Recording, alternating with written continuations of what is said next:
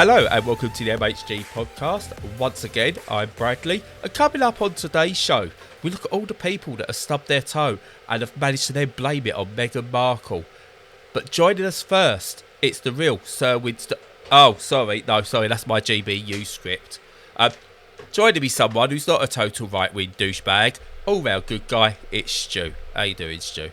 All the better for having that compliment. I don't know if I'm an all-round good guy, but I'm certainly not a right-wing douchebag. That's absolutely for sure. Yeah. No, and we haven't got the real but fake Sir Winston Churchill as a guest. We dig him up and reanimate his corpse. Well, they gave the next best thing. Did you ever see that on the GB News thing that went viral? No. They had a lookalike actor in to play Winston Churchill on GBUs, but spoke to him like he was actually the reanimated corpse of Winston Churchill. Oh, before, at the very end, going, we better let you in on something. It's not actually Winston Churchill. Oh, you do surprise us. Jesus Christ. Audience are not as stupid as the presenters. Well, yeah. It's GBUs. And the most recent one is Dan Wootton, former Scum editor, is blaming Meghan Markle for Jamaica wanting to become a republic. Crazy. There's some reach in there. That is nuts. I mean, they've reached so far, they could have saved those Chilean miners. Well, they'd be reaching back through time as well. But yeah, no, that is such a reach that, the boundaries of space and time could also be broken. Plus, that'd have to save someone who's got darker skin than them, so that's not happening. That's never going to happen. What will happen, though, video games will happen. That'll do. Yeah, that'll do. That's a yeah, segue. That's all right. Yeah. What have you been playing, Stu? So, I have been playing something brand spanking new that, as of recording, only came out today, which is Ghostwire Tokyo. Oh. And Kirby Day. Yeah, Kirby Day. Yeah, that's another one. You couldn't have two opposite games, could you? You couldn't have two opposite games. No, you couldn't. No, and I couldn't buy both because you can't afford that much. But anyway, I managed to get this code really cheap. Which is the most... Oh no, which do you think is more disturbing? Like Ghostwire, and I know we'll come into why that is, certain elements, or the fact that a big pink blob thing, a little pink blob thing, could suck up the souls and bodies of other things. And that is existentially terrifying. There's a little cartoon online of Sonic, and his eye starts turning red, like pinkish, and then it gets bigger and bigger, and it's Kirby, and Kirby comes out of Sonic. It's really disturbing, and it's just a disturbing concept, but they've made it work over the years. He's so cute, though. He's so cute. I know. But fantastic. I can't wait to get that game. I looked at the Digital Foundry review of it, and it just looks really pretty and just what you'd want from a 3D version. But we're not here to talk about Kirby today. Next week. Yeah. Next week. Okay, cool. I've got it. Next week. Nice. So, Ghostwire. So, it's only available on PS5 and on PC. So, obviously, I've got the PC one. And it's essentially a sort of first-person immersive sim, but that kind of sounds much more grandiose than it is. It's just kind of like a first-person action game with some, from what I've seen so far, very light puzzle and environmental puzzle elements. And you wander around Shibuya, which you'll remember from Jet Set Radio, that area of Tokyo that seems dedicated to buses, but it's all locked off by a mysterious fog that is in no way, because they couldn't afford to build a much bigger university to move around in. And just like Superman. Yeah, Superman fog. It's basically like if you take the premise of a little bit like Control, so it's a bit more kind of spooky than that, but not really particularly scary. It's more eerie, creepy stuff.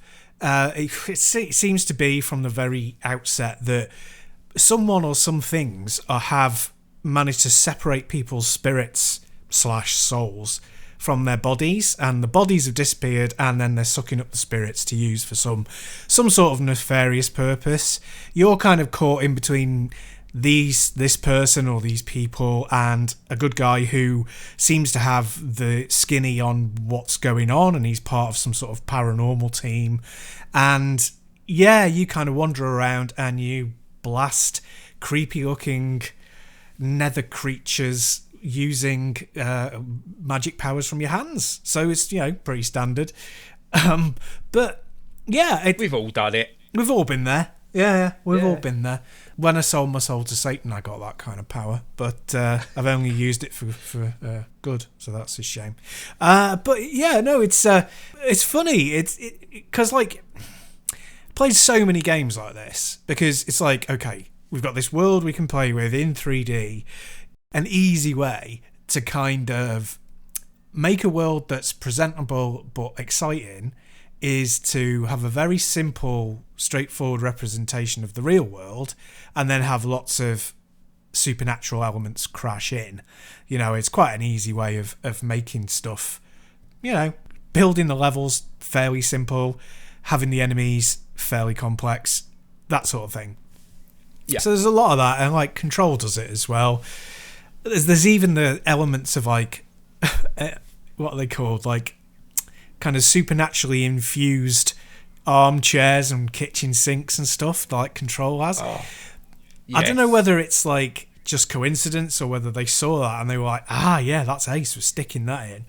But yeah, it's kind of Ghostbusters-y as well. There seems to be like a lot of technological basis to what they're doing in terms of the research and how you deal with the spirits. But there's also a kind of Japanese folklore element as well. But it's early days for me, but gameplay wise, it's okay. It's nothing special so far. It's all right, but okay. And apart from that, graphically, it's not particularly brilliant. It's okay. It's presentable enough, but I've just come off the back of playing Horizon, which I just finished yesterday. Absolutely. I don't know. You've not mentioned it before. I know. So. Yeah, no. I've kept it all to myself for a secret. Yeah. And Horizon on PS4 looks just magnificent. It's just so good looking. And Ghostwire is, you wouldn't expect it to have that level of polish, but it's supposed to be a next gen game, well, current gen now, PS5 era game. It's on the PS5, but it doesn't look like that at all. It's very simplistic. It's got ray tracing, but to be honest, I can't see it's very well implemented. I've got stuck it all on max on my PC, and I'm like, is it being used? I'm not entirely sure.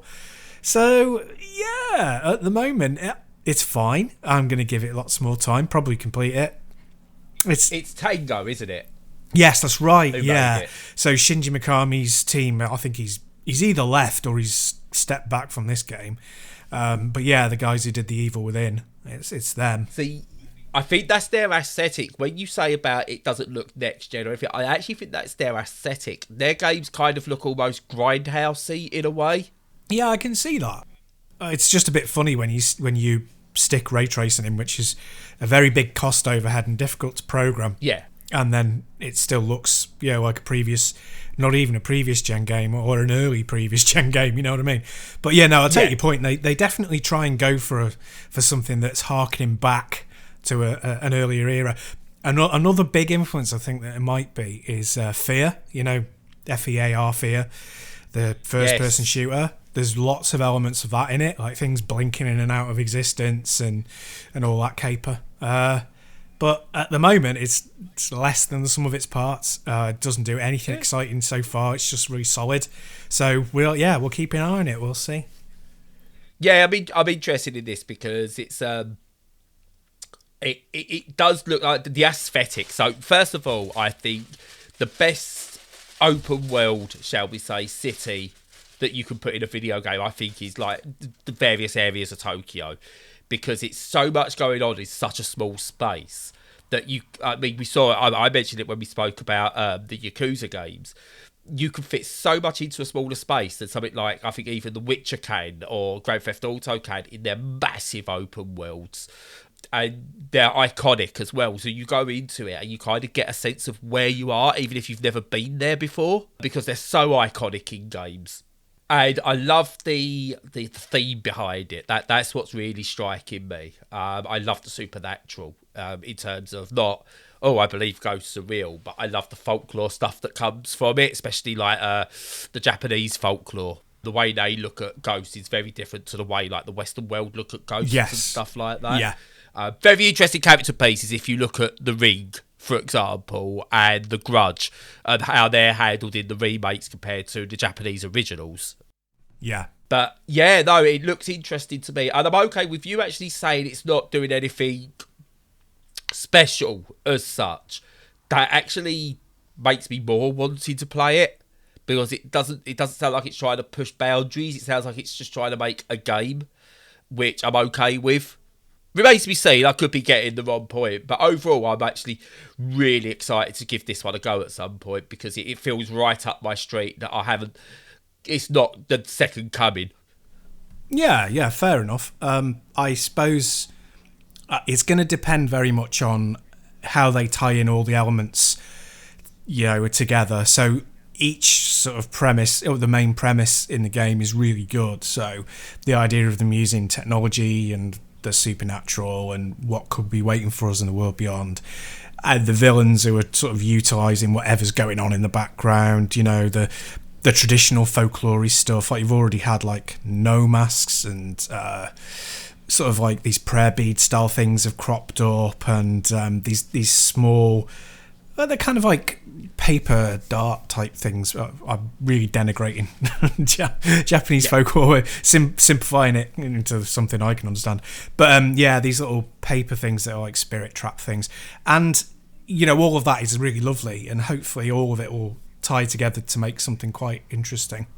So the way you describe it, the best Western supernatural piece of medium I think I've ever seen, and people I will die on this hill, is The Frighteners. Peter Jackson's The Frighteners with Michael J. Fox. Okay.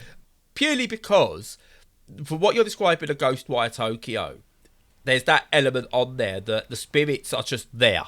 That is just what they are. They are just there. And you've got... There's no good or bad spirits based on the being spirits. It's just what they are in life. That's what they are in the afterlife. And I felt it handled it really, really well. It's a very underappreciated film. Go and see it. Give it a reprisal if you haven't. Even from trailers, it is a bit of reaching, but I see elements of that in this. I don't think there's any influence from it, but I think that Peter Jackson took from some Asian folklore when it came to The Frighteners as minor influences in his film, and those same original seeds are very much prominent in what I've seen in the trailers and gameplay of Ghostwire Tokyo. So, but yeah, I can't wait to play it, and I love Shibuya and Tokyo digitally, never been physically. Love them digitally as a concept, so it's ticking all the right boxes. Well, you certainly sound very excited for it, so I hope it lives up to your expectations. It won't. In terms of it... yeah, probably not. In terms of other touch points, I'd say possibly Killer is Dead a little bit. He has that kind of aesthetic a little bit. That's more cartoonish than this.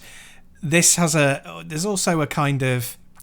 God, you see, I can't remember the name. I played this indie game that was like a flick screen 8-bit throwback about 2 years ago, maybe more. It may even have predated the podcast. My God. And that was similar. There's a very famous comic graphic artist in Japan whose name I forget, who does body horror and really kind of extreme visuals, and it's based on his works. Very, very terrifying stuff. Just a very quick interruption of myself to say that the comic artist I was trying to think of is Junji Ito. Apologies if I pronounced that incorrectly. And the game is World of Horror, and you can get that on PC, on Steam or itch.io, or probably other places as well. There's a bit of that influence in it, but again, that could just be the general Japanese cultural feel of it. The only thing I'd say is that it's a bit Spartan. Like, you meet characters in order to... to fight, and you have cutscenes with the enemies, like the main villains. But apart from that, the world is empty until you go up against that sort of thing. Very, very Spartan. So that's quite deliberate. So let's hope that that pays off as well a bit later on. Yeah, you hope that it's a design choice rather than a technical limitation or something like that. So. But yeah, no, I think it'll do well for itself. And clearly what will happen is they're holding something back because obviously it's got a year-long exclusivity. Yeah. And it's a Microsoft-owned game, so I reckon they got it out the door. There you go, you can have that now. And we'll get a definitive edition about next April. Yeah, definitely. Yeah. It needs some fixing on PC as well. A few bugs already that I've come across, so yeah, there's work to be done still. Yeah, it's why I'm not jumping to go and buy it, because it's going to be a Game Pass job in about a year, and I've got so much to play already. If it hits a sale, I'll probably pick it up. But no, we live in that strange world at the moment where you've got a Microsoft-owned property exclusive to PlayStation, and you've got what used to be a PlayStation exclusive still produced by Sony coming out on Nintendo and Xbox next month in MLB The Show. And it's kind of, we all live in this world of like what could be. Yeah, it's like Microsoft are going to Sony, yeah, come on, I'll throw you a bone. It's like when you're playing pool and you go, oh, it's all right, you can have 2 shots, go on, you know. It's just like, I didn't see it. He must have clipped it. It's fine. Yeah, exactly. Yeah, let's have more shit. Let's put Super Mario Odyssey on Game Pass. Come on. No, never. No, they'd never do it, would they? No. Never. It's Nintendo. Yeah. Nintendo will find a way of being brilliant but shit at the same time. Oh, yeah. Which is, I've got a feeling I might be talking about that because just very briefly, my very early part of Kirby is brilliant. I've only played literally 5 minutes of it. It needs accessibility options. Yeah. I will speak more about that next week. Oh, yeah. I might have missed them, in all fairness. That's why I'm not going to go into it yet. But so far, I can't... On the tutorials, I don't know what buttons I should be pressing. Fix that. Anyway. Yeah, so I was giving you space just to cough. You do the editing afterwards. I'm just here. I just make it as awkward as possible for Cheers, you. pal. No, that's fine. Yeah, no, on the accessibility front, that's a good shout out. Terrible for Ghostwire because excuse me, it's my turn to cough. It has the colourblind options in accessibility, which is great. But one of the first things I did was stick the subtitle size up to maximum, and it's tiny. It's only on my biggish monitor. It's only about a centimetre high, and so like, and I'm like 4 or 5 feet from a monitor, and you're squinting practically. It's really tiny, even on its maximum size. So yeah, that's not great, but it does have the colourblind options, which is something. That's what they're holding back then, isn't it? The accessibility features for Game Pass. Yeah, they'll probably have a font size that fills the entire screen or something by that point. Yeah. Yeah. Whatever you want. Anyway, moving on. Very quick one to start with from me is I've been playing WRC 10. And I know you're thinking, Brad, you've already spoke about this, why you're talking about it now. Well, I got a Switch code for it. And it's interesting. The WRC games are a good. I spoke about really good. Like they straddle arcade to sim really, really well, focusing more towards the sim side of stuff.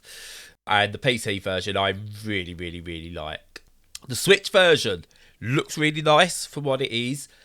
It's missing some content, so again, I don't know if I'm missing it. It's something to do with me, but I can't find any multiplayer content, so it's only the single player. But again, I'm fine with you playing it on a Switch.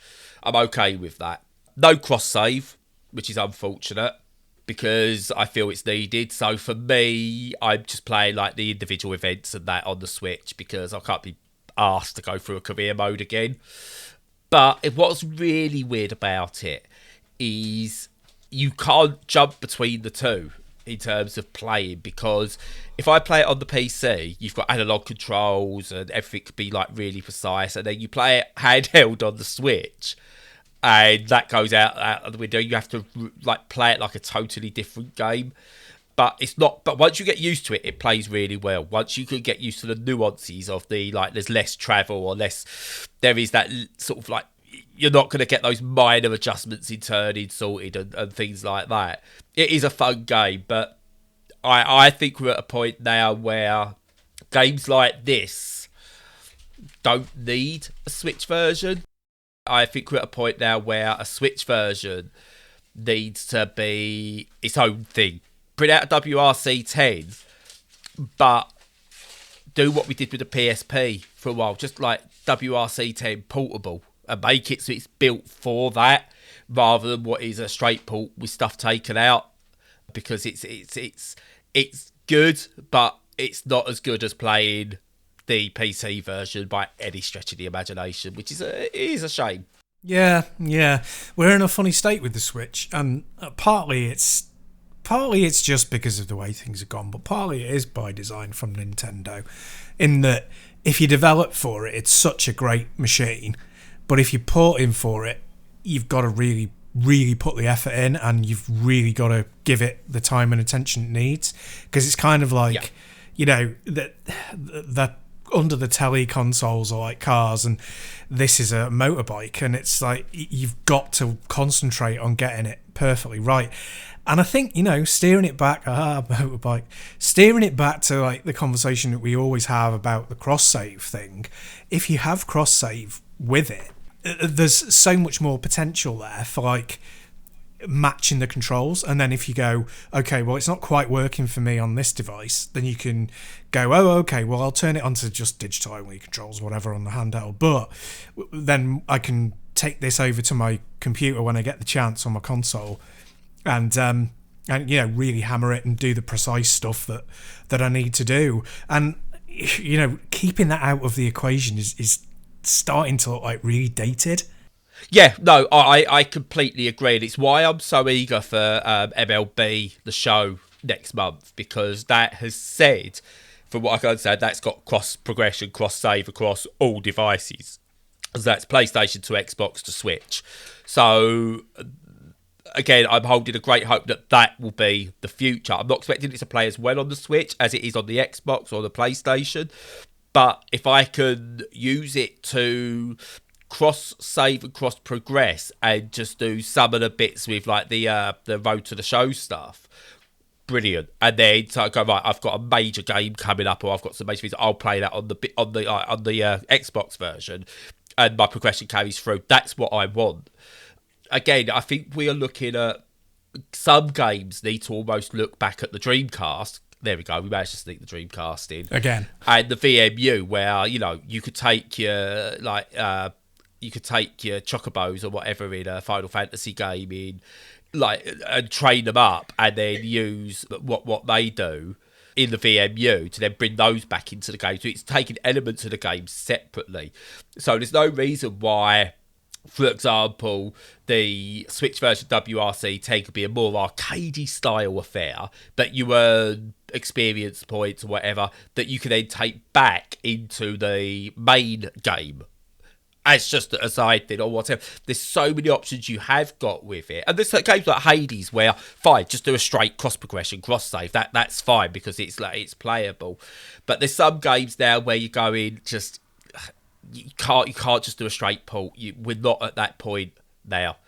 What the next Switch needs, and this is the big thing, is it needs the ability to be able to have analog controls in the triggers and stuff like that built into the functionality of the system from day one, so that if you get a third-party Joy-Con that's a racing style Joy-Con that has analog controllers, bigger analog sticks or whatever with triggers, then you can pop those in without having to fudge it.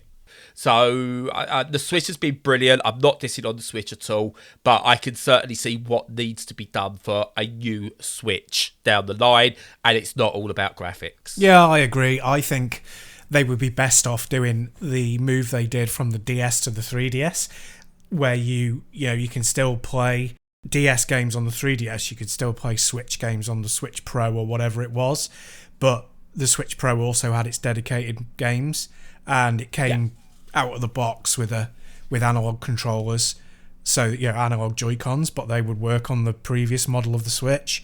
So I think that would be a better move for them. They'd still be behind the curve then, but things would still be cheap enough for them, and people wouldn't feel like they were being left behind, with their consoles and stuff. So, yeah, I mean, that might be the better way for them. And just one last point with this. Again, WRC 10 on the Switch. If you've not played it on the PC or Xbox or PlayStation or whatever, brilliant. Absolutely brilliant. You will not notice. The only differences I notice is obviously no multiplayer.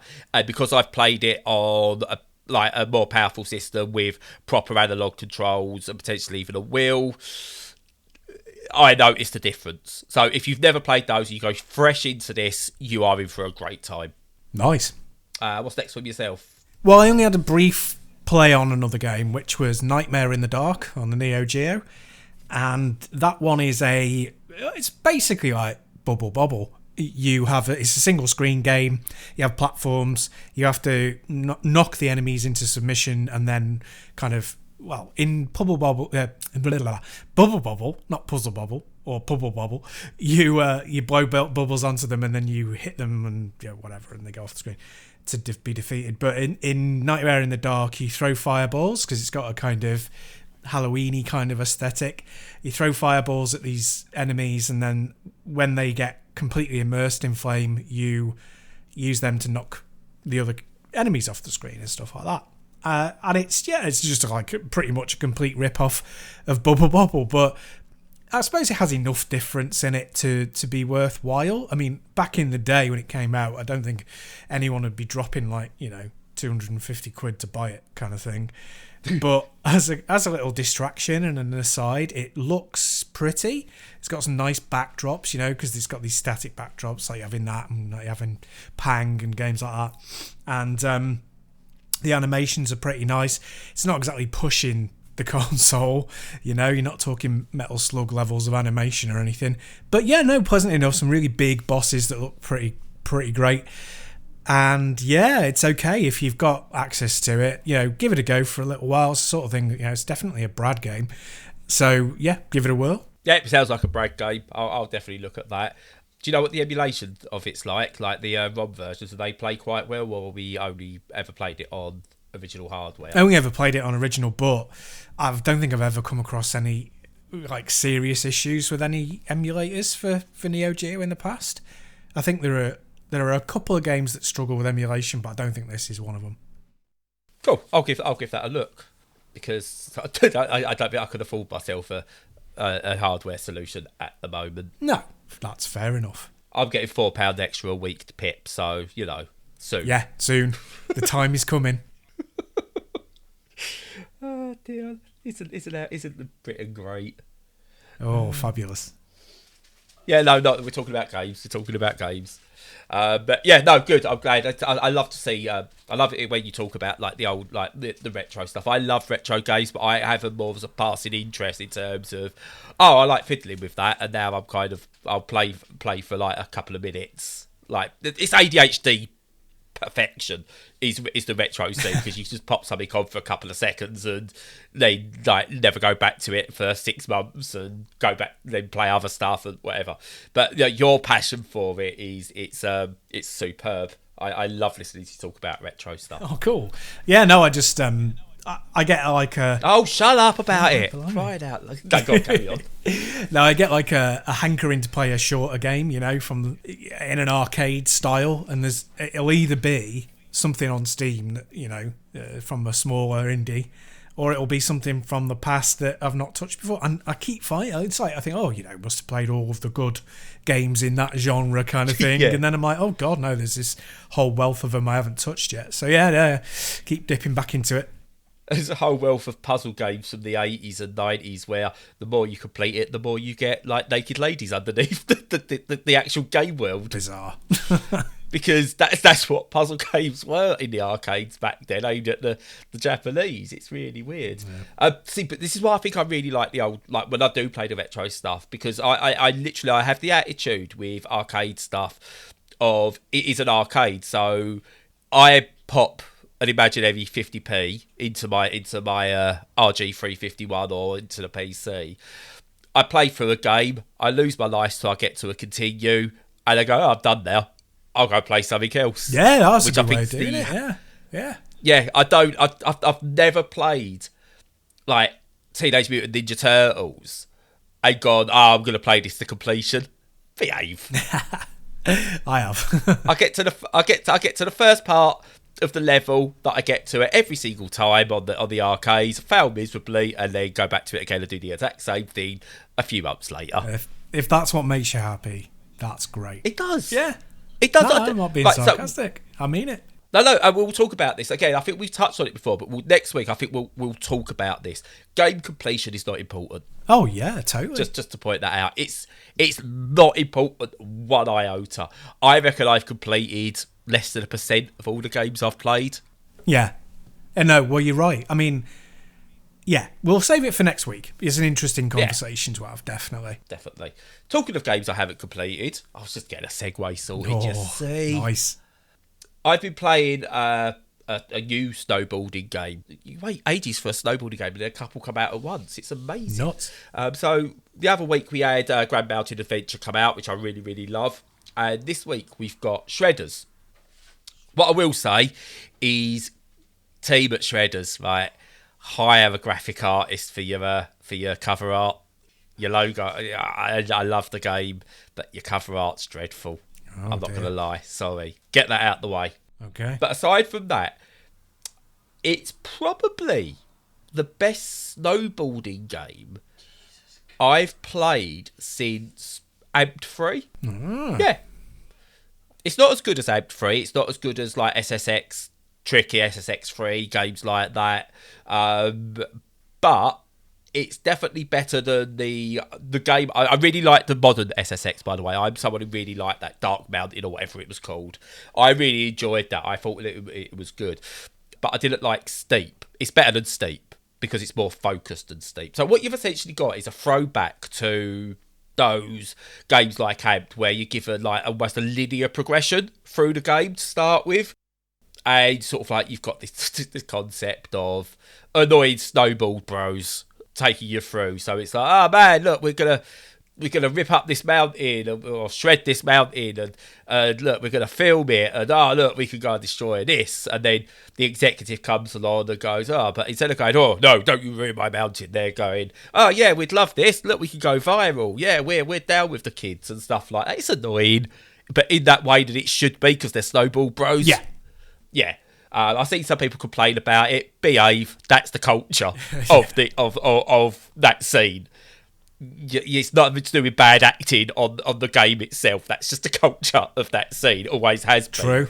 But it takes you through like, do this, and it's fairly linear. But then sort of it opens up and it goes, mountain's yours now. Do what you want.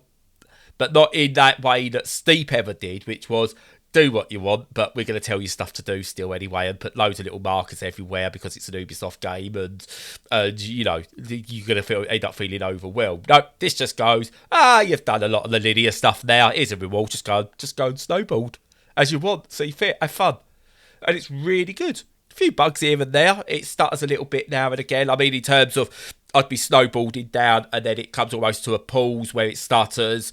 I think they've ironed that out recently in a patch, so good. But it is an indie game, so you can forgive it because obviously they don't have the thousands upon thousands of potential playtesters and betas that they can put out and whatever. It does lack some accessibility options because it's snow. So I struggle at the moment because I've had a bit of a downturn with my vision, so I'm struggling at the moment to see what I'm doing, so I've had to put it down. But the developers, very active on Twitter, I said what my issue was, and they gave me, can you try this as a solution, which was to start up a drone mode and change the angle of the sun so it darkens almost like the level for you.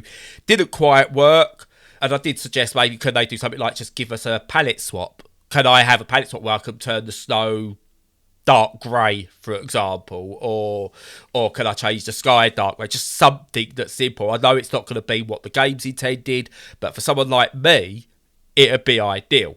And they said, look, we can't promise anything, but no, we'll look into it. Yeah. You know, we're always up for improving accessibility, which again is someone who's got a disability. It's all you ask. You've not put it in at the start because you're probably not aware of it. Again, it's why we need more disabled people at the ground level of making games, even as an advisory point of view. But they've gone, right, okay, yeah, we get that. We'll see what we can do. And I really do appreciate it because it's a very, very good game. Absolutely outstanding game. Some people won't like it because it's not got all the bells and whistles. Doesn't need it. Doesn't need it. All it needs is a graphic designer. Cool. Yeah, no, I mean, yeah. For finishing on like a little bit of a gentle slap to the face for them there, but yeah, no, it sounds like it's a really cracking game, and I do like snowboarding games. But the last one, I've hardly played them for the last 20 years. I think like SSX Tricky is the only series that I really had a proper go with, and you're talking a very, very long time ago. But when it works well. So yeah. So Cool Borders, really love those. I know they got progressively worse. The AMP series got progressively better and then died. Bring it back, Microsoft. Come on, bring it back, or at least make it backwards compatible. Something, please. Yeah. The SSX series peaked with Trickium 3. Dark Mountain or Dark, whatever it was called. It was good. Steep, I enjoyed for 5 minutes before going, oh God, it's got Ubisoft on me. I've got this, I don't want to. Jesus Christ, there's 180 different things I've got to look at. I've only been playing 5 minutes. I don't want to travel all the way up there. But yeah, it's been through. I even like Snowball Kids on the N64. And obviously the absolutely amazing 1080 snowboarding. So it's good to see with like Grand Mountain Adventure and Shredders, we're maybe getting a renaissance, hopefully. So yeah, no, I like a snowboarding game. Yep, they are good. And one more from me, because I've gone through a bit of an extreme sports phase this week, by the sounds of it. I've also been playing the ludicrously titled Monster Energy Supercross, the official video game 5, which is basically a Supercross, motocross style game with more Monster Energy branding than you can shake a stick at. Or is it a Monster Energy game with some bike branding? Who knows? It's really weird. So Monster Energy, like Supercross games, I've always enjoyed them. The like MX versus ATV, big fan of those. Pure, which was mainly ATV, bring that back, by the way. That was a brilliant game, underrated by many. But Monster Energy Supercross is an officially licensed game on the actual series there is. It's got career mode, all the usual gubbins, single races, championships, online, training events, blah-de-blah, all different powered bikes from like the junior bikes right up to like the official like Supercross style ones. Career where you can up your stats, you get better bikes, contracts. It's all there. It ticks all the right boxes, plays really well, really enjoying it. Honestly, the only thing I can really say is if you've played Monster Energy Supercross, the official video game 4, you don't need to play 5. If you've played 3, maybe give 5 a go. There's a few bits different in it now and it's improved. It's one of those series where I think every other year, I don't know why this needs a yearly release. Just add do you know what? Charge me a £5. I do the 2022 series in there. Don't release a number 6 next year. Doesn't need it. Give yourself a 2-year development cycle because these games are really best appreciated when you play them every other year. Not needed yearly. Play the PC version. And ironically, we suffer the same thing between Switch and PC again. So I've got number 4 on the Switch and I went back and gave that a go compared to number 5 on the PC. And again, the little differences, because you've got the analog control with like the bikes and everything, is so much better on the PC version. I feel like I'm having a bit of a Switch rant at the moment, but it's too digital on the Switch. Again, I can't go back to it, despite enjoying it first time now, because I'm used to playing it like that. Yeah, those little differences of just analog input make it night and day. Looks lovely, plays really well. Just if you've got last year's, do you need it? It's the only thing I would say. Well, I think the answer obviously is money. Is why they keep doing it. Oh yeah. But yeah, you're right. 2-year development cycle for these things. I don't know how any company can produce something of any real worth within a year. They kind of used to do it with the Call of Duty stuff where they had different development teams doing them in parallel so that you could do it that way, but even so that was still like a 2-year cycle. It was way too short. Who's finishing a game in a year these days? I know, right? Well, you're never finishing the game, but no. But it's like, I mean, so to give it an example, and I can't remember if it's from the same like people behind it or not. I'll have to have a quick. Well, it's not the same developers, but no, this is pure milestone. So, AFL Evolution 2. I didn't even know there was a first. Right, it's an Aussie rules football game that has added. I think that like last year added like just as DLC the 2021 season. Didn't make a AFL Evolution 3. There may be an AFL Evolution 3. Who knows? But they started a new season. Do you know what? I was quite willing to support them with a new season. I'll go, yeah, I'll spend a couple of quid on a new season pack. Yeah. That's fine with me. I still wish FIFA would do that. The MLB games, the NBA games, the NHL games. Every couple of years, bring out, if you've got a proper upgrade to it, because you've really reworked the physics, or you've got this like major change that just makes the game better, fine. Aside from that, sports games are the one genre of a gaming where you can get away with just going, here's some DLC with some updated stats, because that's what the new games generally are anyway. Yeah. Oh, absolutely. But they know people are going to buy them, so they can get away with it. Yeah. But yeah, again, it's very hard. I don't want to like dump on the game because it's a very, very good game. I think it plays so well. And if you've not played 4, I can't tell you not to get it, because I think you should, because I think it's a really, really good game, and it definitely feels an upgrade from 3, which I also have on PC, even just visually. And it does a thing as well, and we take this for granted now. I remember when this very first happened in a video game, and like you said, it was amazing.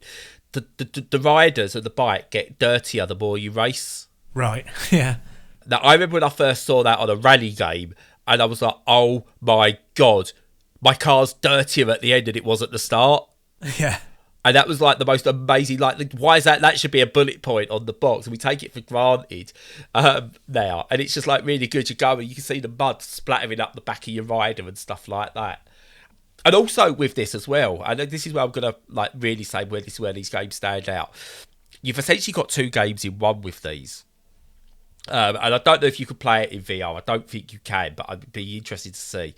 But you've got, if you do it from what's the traditional sort of like third-person camera behind the bike and everything, you've got one game which is really fun to play. But you've got first-person mode on them as well, and it's not the same game. It is completely different. Now, I want to go, imagine that, but in VR. That would be pretty fantastic. Yeah, if that's what I want to see him do. You've got a really good base. Tell you what, your next game, your big selling point for Super Energy, Monster Energy Supercross, the official video game 6 that could be released in 2024, VR, because that would just be insane on a motocross game. Because at least in a car, you sat there. So you've got a shell around you, so you feel safety. But I think if you was to do VR on a motocross game, that would blow your mind.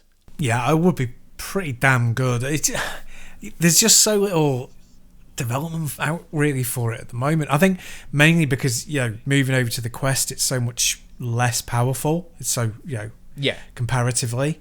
So there's little you can do. But, I always think there should be a VR mode every single game. If they can do it in Tetris, you can do it in any game. Yes, I also think what they need to do is bring all the VR units together and actually have a standard for people to develop for, because I think that becomes an issue. I look at it and go, well, how many have we got? PSVR, Quest, Oculus. I think there's a couple of others as well, isn't there? You've got so many different VR units you can have that each get developed for in a different way, which is fine for a console you try exclusivity with. But when you look at something like VR for PC, it's too expensive to have so many different options out there, especially when like the Vive is nearly $1,000. Yeah, it is. So yeah, I mean that's pretty much Monster Energy Supercross, the official video game 5 in a nutshell. Name your games better, because it doesn't exactly roll off the tongue, that one. So, but yeah, little point I want to make before we move on is I've played 3 games this week that I've spoke about, and I've had a bit of a criticism on all 3 of them. Now, a bit of a discourse I've seen online of late is people criticise a game. They feel like it's a bad game. Someone doesn't like this game at all. Right, it's okay to criticise aspects of a game. Doesn't mean it's a bad game. All 3 games I've played, I've enjoyed, but with caveats. And it's okay, because that's how games get better. That's how the studios know to get better. Because if everyone either went, this is rubbish and the worst thing ever, or this is the best thing ever, there's no nuance, so there's nothing to try and improve on. You know, for example, the WRC game will look at maybe next time, not based on just me, but based on others, going, right, okay, so we need to rethink how the handling works on the Switch version. And they might do that. If I just turned around and went, this is awful, it doesn't play, it's a bad game because they're not going to bother. They'll just go, no, Switch version. That's easy, simple as. So, you know, it's okay to criticise. And when people criticise your favourite thing, or if people like that thing that you don't like, it's all okay. Just let people enjoy what they like. I know, right? I mean, I could go through and be very, very critical of a game that I like, or I could just be, you know, completely full of praise for something that I didn't. And what you're trying to do is you're trying to pick out the stuff that, you know, that will inform people as to whether it's going to be right for them. You know, it's like, I've paid for Ghostwire Tokyo and I'm going to play it probably all the way through. So my opinion is incredibly valid. I mean, it would be anyway, but yeah, because everybody's opinion is valid and interesting to a degree. It's more valid than mine with my review copy. Yeah, see? Yeah, you don't get a seat at this table, pal. No, it's absolutely fine. And I never ever mind people going, you know, I played, let's pick a game that I absolutely love. Breath of the Wild. It's all right, but I've now played Elden Ring and I don't like Breath of the Wild anywhere near as much. I'd be like, yeah, cool, yeah, that superseded it for you. But I'd be like, but you know, that doesn't detract from my enjoyment of the game. But you just have to understand that, really, and not take it personally when you're hearing people say things. And also, there are inflammatory people who go, you know, such and such is rubbish, which of course, you know, no. It's why review scores are rubbish as well. Yeah. Because it's great that you mentioned Breath of the Wild there, because if you want the perfect example of why review scores should be bullshit and not looked at, when Steph Sterling gave Breath of the Wild a 7 out of 10, still a very good score. The abuse they got was, wow. I mean, I hate scores in general. I don't hate them, but I don't like them very much. But yeah, the scoring system where a 7 ends up being the average, that's so lazy. I'm not saying that in terms of, you know, James Definitely Sterling's review. I think from them, it was a considered score. Yeah, it's an above average game, is how they described it, but not perfect. Yes. Yeah, and I think it was very considered. But I think most reviewers, they're like, it's perfectly fine. There's all these problems I can't really be bothered going into because I would have to then get detractors on the internet criticising me. So I'm not going to give it a 5, meaning average. Yeah, well, not average, because average is the average, but you know what I mean. 5 meaning it's not brilliant, it's just a game. People seem to be terrified of using 5, and therefore 7 has lost its value. So, yeah, it's all so stupid. 7 out of 10 is the I don't want to upset the publishers score. 8 out of 10 is the I don't want to upset the fan base score. I like that. That should be our grading metric. We don't have any scores apart from 7 and 8. 7 and 8. Yeah. Yeah. I've a couple of times I've been tempted to go, shall we do review scores? Because then what gets us on Metacritic or something like, no, it's not worth it. I really cannot be arsed. I remember what it was like trying to score stuff before, and I've been guilty of it, just going, I don't know what to give this. What's going to give me the least headache? And then end up just going, 7. And I had someone who wrote for us at GameStyle gave Assassin's Creed 3 a 10 out of 10 because they absolutely loved it. Oh my God. Oh boy, the abuse. I bet. Dear. Well, it's why I always go for find a reviewer you like and find out what they say about a game as a base. Don't take it as gospel. But, I would always go, I kind of agree with, like, Mark Commode. 7 out of 10 times, ironically. And we'll go, right, if he says a film's going to be this, I'm really going to give it a go. But it doesn't mean he will watch a film that I go, he said bad, and I go, it must be bad. I've enjoyed films he don't like. I've hated films he loves. But on the whole, I will go with, right, okay, that's an opinion I will listen to as a basis. Yeah, the way that he articulates things is great. So you can go, I totally understand now. I totally get where he's coming from. I don't agree with it, but I totally understand it. Or, a lot of the time you're just like, oh, yeah, I totally agree with that. Yeah, because, personal tastes really differ. If you're not a critic, your opinion counts or it doesn't count, depending on who's listening. If you are a critic, you shouldn't be criticised for having an opinion. I mean, there's the whole Gran Turismo 7 controversy where clearly Polyphony just switched on microtransactions after all of the reviews came out. That's happening a lot of late. I know. It's disgusting behaviour. It's absolutely despicable. Chocobo Racing, that's the big one, weren't it? Yeah, they sent it out to reviewers without, and they went, it's on now. Yeah, I know. It's terrible. It's so bad. And I don't know. There aren't very many magazines around. Magazines should print stuff, retractions in the next issue, but online things, they should go back and change that score. That's what I think. They should just go back and mutilate it and totally take it to town. And again, it's why I think scores are bad, because like scores can be residual as well. I don't know what Metacritic does, but I don't believe if they like IGN go, this is a 10 out of 10. Oh my god, actually, because of this, it's a 4 out of 10. I don't know if Metacritic pick up the U score or go with the original score. So you could have a game that could release in a state as a 3 out of 10, get fixed 2 weeks later, and what score's actually reflected. Again, it's why I will look at Metacritic, and I use it as a base barometer. It's always interesting to see what's the difference between the critic review and the fan reception. Generally, if there's a massive gap, I go, okay, I'm interested in this game. Well, bar the odd weird Japanese adult-themed thing that you often see on Steam and going, no. But generally, if there's a massive gap between opinion, I'm intrigued to at least look into it. But it should all just be a basis, and then form your own opinion. Don't listen to us. We're pointless. Is what I'm getting at. The thing is, it's like even if you have an infinite amount of money, you haven't got an infinite amount of time. No. And therefore critic impressions are still so valuable. Yeah. So valuable. And to denigrate what they're doing just because they don't agree with you is childish. It's just immaturity. Yeah. Also, with Kermode and Mayo retiring for BBC 5 Live, do you reckon we could get in there? I think it'd be the perfect fit. I mean, it'd be less wittertainment, more tittertainment, but, Titheadtainment. Titheadtainment, yeah. I mean, you'd be the perfect Mayo, obviously. I'd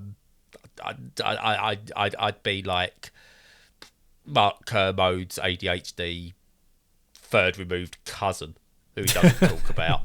Yeah, the one who's locked in the basement most of the time. Yeah, he just doesn't harm themselves, sorry. So even I could misgender myself. That's right. But anyway, just before we finish, been a couple of recent pre-E, 3E type things. So we had like the idea Xbox happened, and then last night, as of recording, we had the Future Games Show on Twitch and YouTube, hosted by Games Radar. I just want to pick out a few of the games that were announced on that I'm really looking forward to. So, first and foremost, the game that everyone should have on their wish list is Sam Barlow's Immortality. It looks like he's just taken what he's done from Her Story, Telling Lies, and could well be his magnum opus. It just looks spectacular. And if it doesn't end up being my game of the year, sorry to put that much pressure on Sam Barlow, if it doesn't end up being my game of the year, I will be very, very shocked, because it's just everything I'm seeing about it is ticking all the right boxes. The other one I'm really looking forward foot to, is Curse to Golf, which is a roguelike golf game, which looks really interesting. It's basically you've got a set amount of shots to escape purgatory by playing golf. Ooh, nice. Yes, so the levels are randomly ordered, but they're not randomly generated. So you can learn the holes. So depending what seed you start with on a new run, you will get them in a different order. There's like 80 odd different holes that you can get like mixed up across 18 or whatever it is. And I think you get a set amount of shots, but you can earn more shots, or certain things will take away shots. The idea is to be able to stay on par and get out of purgatory. There's a demo of it up. I've played a couple of holes already. Oh yes, that looks really good. Just some others that really stood out. I'll just go through names rather than going into it, but you've got The Time I Have Left looks really good. Alterborn looks really good. Into the Sun, which was shadow dropped, is a platform type thing that looks pretty good. Lego Bricktales, check that one out. It's a Lego based diorama style puzzle game that uses building Lego things, using imagination to solve puzzles. Just looks fantastic. Give that one a check. Yeah. What else was there? Instruments of Destruction looks really good. It's already out, but it looks like it's very similar to Abris, but with vehicles. So give that a look, I suppose. That was shown off. Alaskan Truck Simulator, which seems to be taking like the Euro Truck and American Truck Simulator style things, but improving on it. So instead of just driving a truck, you actually have to do things like take breaks at the right time, refuel your truck, make sure you're getting food, and all things like that. So it feels like it's almost like Ice Road Truckers the game. Looks interesting. Justice Sucks, which is a sentient Roomba that looks like you've got to try and protect your family in the house by setting traps Home Alone style to beat enemies. Looks interesting. Sweet Transit is a management railway style game. Looks fun. And yeah, it's just, I think there's one called Trepan 2, which I don't know if it's a sequel to anything, because I've never heard of Trepan. But that's a proper violent FPS type thing that just looks pretty damn cool. And there's loads of others. Check out the list of games on Games Radar. It's just, indie games are in a really strong place at the moment. They really are. Yeah, totally. They really, really are. So yeah, cool. Well, I'll check into some of those, especially the Lego brick one. Yes, I honestly, they done it as almost like a end of show type thing, and I honestly, my jaw dropped looking at it. It's unlike the Lego games, which I think are really, really fun. It actually looked like Lego, like some of the made Lego sets, whereas obviously the Lego games themselves, and even Lego World, which everything is made out of Lego, they're still like too much fantasy and look like a video game. These look like Lego sets, and it done that thing that the Lego movie did with the the characters walk at like 12 frames per second. Yeah.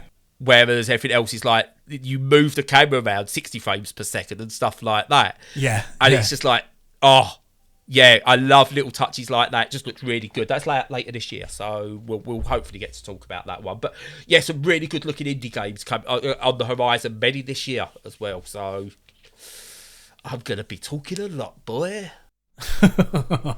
Lucky us. Hey. No, that's cool. Yeah, good stuff. But yeah, that's it from me. I'll shut up now. Yeah, that's pretty much it from me as well. I've got loads of games to play. Just finding the time for them. But I'm going to say again, because Elden Ring is still king of the hill. Elden King. I don't know.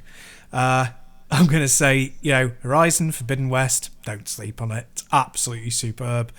I don't give out numbers against games. Don't give review scores, but for me it's a 10. it's one of them.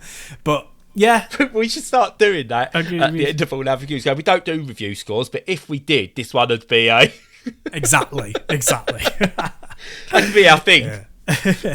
Yeah. No, it's gone down. I think already is like one of my favourites of that type of game, if not my favourite of that type of game. I don't know. It's not going to beat Breath of the Wild, but it's just so good. I could just rant on about how good it is for years. But anyway, yeah, so other than that, you'll want to escape from me and my grappling hold on your cortexes by now. So As usual, follow our content on the socials as you wish, and join us on Discord if you feel like it as well. Lots of great chat going on there.